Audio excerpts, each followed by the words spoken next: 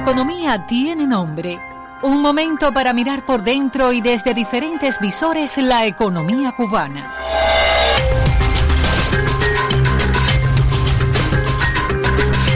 Buenos días, estamos aquí como cada lunes en la sección La economía tiene nombre. Y primero vamos a saludar. Buenos días a mi amigo ya, Fran Rafael Quesada Espinosa. Buenos días, Elsa. Invitado de la sección, dueño de la sección. Hay otras propuestas de por qué no debatimos con otros expertos, pero bueno, hasta ahora la característica, el estilo del espacio es que usted pues se asuma el debate. Y yo encantada de hacer lo demás. La semana pasada dejamos pendiente una tarea que hay mucha expectativa con ella, porque a pesar de los apagones de las 15 y 16 horas que estamos padeciendo casi todos los espirituanos, pues hay alguien que nos escucha. Y hay alguien que escucha La economía tiene nombre. Eso también pues nos satisface. Y también después, por supuesto, a través de las redes sociales, a través de la propia página de la emisora, a través de YouTube, pues también ven la sección y eso pues nos multiplica los seguidores. Están nerviosos los seguidores de la sección para que usted defina qué es un comprador nervioso, de término que hablamos la semana pasada, pero que usted se ha referido en otros espacios, y por tanto le vamos a dedicar un programa a ese término. Económicamente, ¿qué es un comprador nervioso? ¿Existe un basamento científico para definir que hay compradores nerviosos? Le hice dos preguntas a la vez. Sí. A ver, Elsa, en el caso, yo me refiero mucho al comprador nervioso. En ocasiones hago referencia a ese comprador que ante un déficit de determinado producto en el mercado desabastece prácticamente, vacía las vidrieras, y esas vidrieras vacías entonces generan un estado de ansiedad que a veces se multiplica. Un poco que hago referencia al comprador nervioso para verlos en sus esencias, ¿no?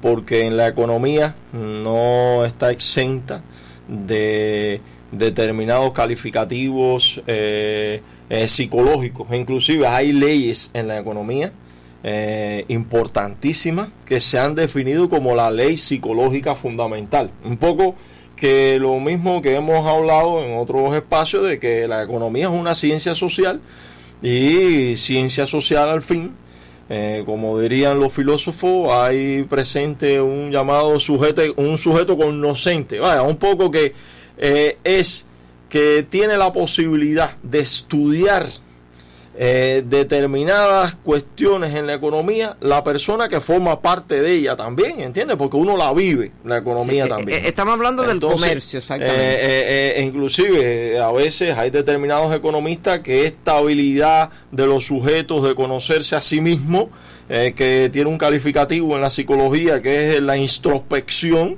Bueno, en la economía un poco pasa eso con el sujeto conocente. Estamos estudiando determinados objetos de los cuales formamos parte en un determinado momento. Cuando nos referimos a la oferta y la demanda, bueno, nosotros en determinados momentos formamos parte tanto de la oferta como de la demanda, ¿no? Ahora, esto es una abstracción, ¿no? Eso es para estudiar en un aula cómo se comporta como tendencia la oferta y la demanda y qué hay detrás de cada curva, porque se estudia, se grafica y demás. Ahora, ¿qué es lo que pasa? Cuando hay un exceso de oferta, o sea, que hay más productos que dinero en los bolsillos de las personas, ese exceso de oferta termina siempre por influir en que el regulador por excelencia, que es el precio, haga que disminuyan los precios, porque hay demasiada oferta, se empiezan a perder los productos, hay un grupo de cosas. Entonces, pero hay otro caso más típico que conocemos más, que lo hemos vivido más, que es el exceso de demanda. Es el caso de Cuba. Es el caso nuestro, sí. Entonces, ese exceso de demanda, cuando tú tienes la demanda por encima de lo que se puede ofertar, esto genera siempre una ansiedad en el consumidor, porque a la hora de enfrentarse a qué voy a hacer con este dinero que tengo en la mano y que necesito comprar determinado bien, y que el bien constantemente empieza a incrementar su precio y a perderse. Entonces ese incremento de precio, aún en condiciones de incremento de precio, desaparece el bien, genera un cierto nerviosismo, una cierta ansiedad por obtener ese bien.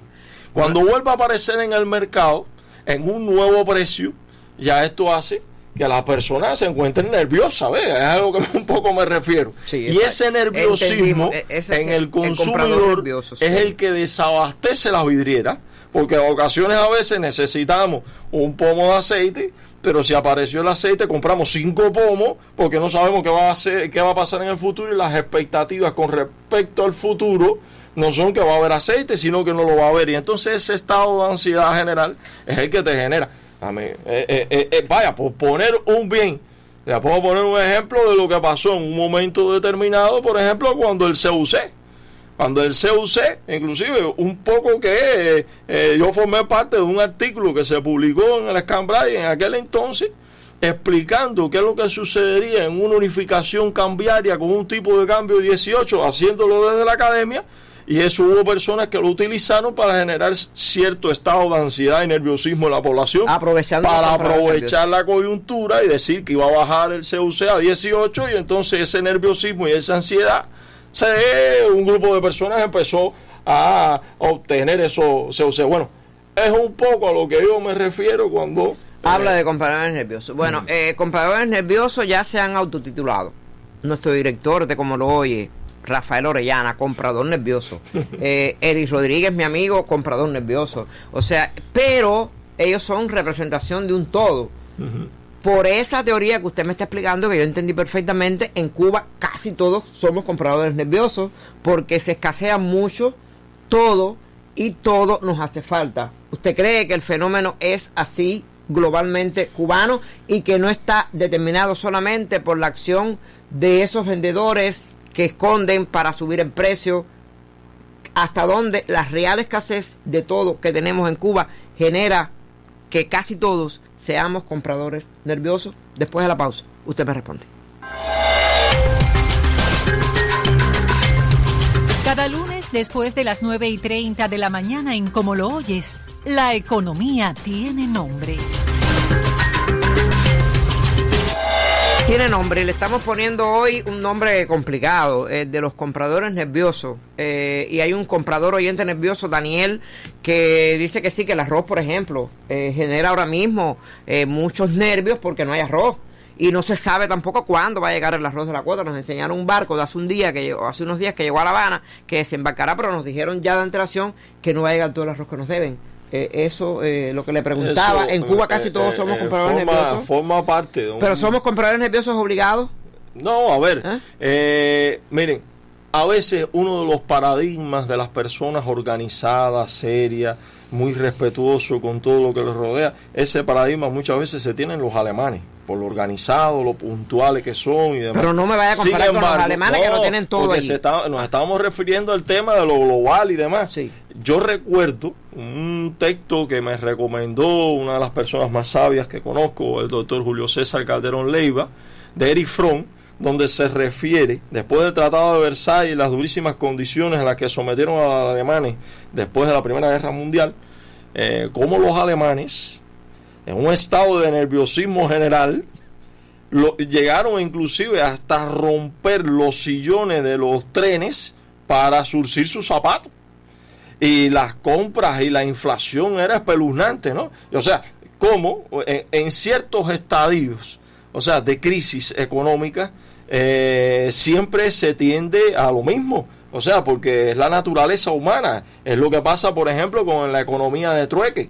Que la economía de trueque es que yo te cambio ahora 5 libras de arroz por una camisa, en un determinado momento, cuando hay procesos estanflacionarios, donde hay inflación, estancamiento económico, se vuelve a la economía del trueque. En los años 90... Pero estamos así nosotros, no, ahora mismo no estamos en una economía de trueque. En los años 90 sí era más marcada la economía de trueque. Hablar de esa economía de trueque, sí, que es una economía muy cubana, porque yo en eso estoy ya difiriendo con usted, que no hay hoy economía de trueque. Vamos a dejarlo para otro programa, ¿ves? Vamos a dejarlo para otro programa. Entonces, y un poco que hacemos la incisión y analizamos desde sus esencias el ¿qué tema es lo que es la economía de trueque? Sí, ¿cómo no? La economía de trueque? Sí, eso un tema interesante. Muy interesante, porque en todas las esquinas vendemos, en las casas se venden, la gente vende en este portal una cosa para comprar lo que se compra en el otro, y eso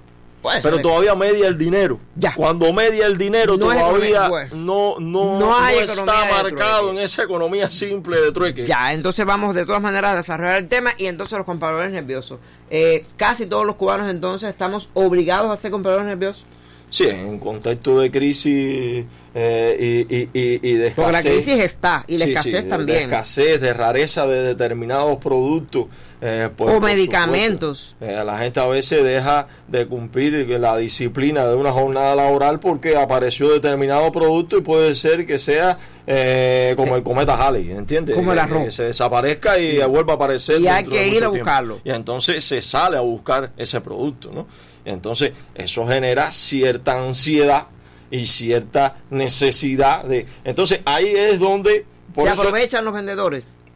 Sí, se aprovecha el revendedor también. Eso es algo intrínseco a momentos de escasez. Por eso también todas las políticas de precio, por eso también todo lo que se ha venido aconteciendo en los últimos tiempos desde el Ministerio de Finanzas y Precios, ¿no?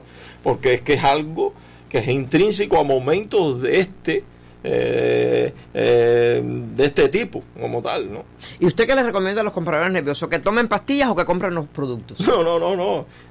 Hay poco que recomendar. Lo único es que tenemos que apuntar por todos los medios, por todas las formas posibles, y con los impedimentos que existen, porque realmente sin corriente, con 2 horas, 3 horas de corriente cada 16 horas, cada 15 horas, 14, 12 horas, no puedes planificar ni una producción realmente, ¿no?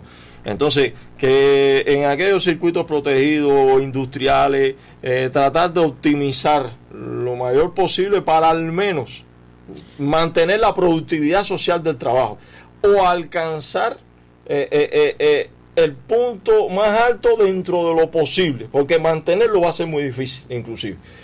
Es la única manera que haya una cantidad de productos por una unidad de tiempo superior que pueda abastecer una vidriera y que no esté desabastecida.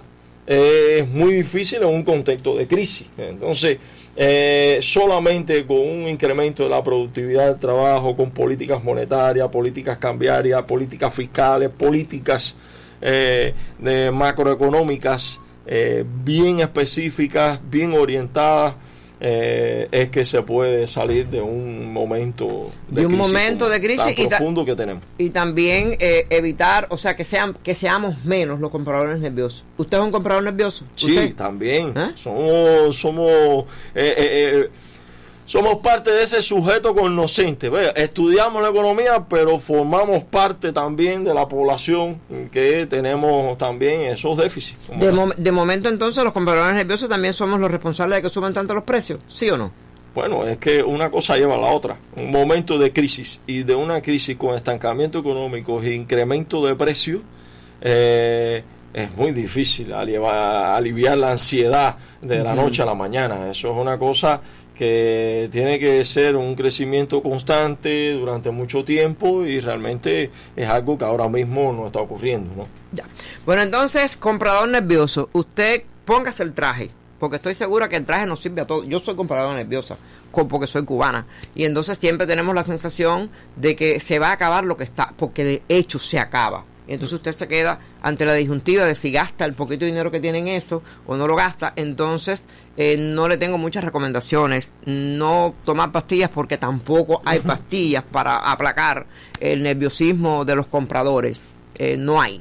Y entonces, bueno, pues que usted trate de sopesar con tilo, pero sí sepa que hay una fundamentación económica, científica, que lo ha explicado muy bien el profesor Fran Rafael Quesada Espinosa, para esos que somos compradores nerviosos. Buenos días, y lo espero el próximo lunes para hablar de economía de trueque. ¿Qué dice el profesor Fran? Ya lo adelantó, Bitcoin no tenemos economía de trueque, o por lo menos que ya no está como en los años 90.